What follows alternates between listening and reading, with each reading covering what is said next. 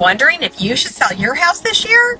To help you decide, think about what's motivating other people that are selling their homes and see if those reasons resonate with you. Hi, it's Patty Hardy with Sheridan Realty right here at Canyon Lake. And according to a recent survey, the top reason homeowners are thinking about selling their home is because they want to make a profit. The fact is, sellers have the upper hand today, and that means that you have great opportunity to maximize your sales potential. The second most common reason is the house no longer meets the owner's needs. If you've been in your home for a while, it's likely that your lifestyle and your needs have changed from when you bought the house originally. Maybe you need more space, maybe a different location, or updated features. If that's the case, it could be time to find a home that works better for you and what your needs are today.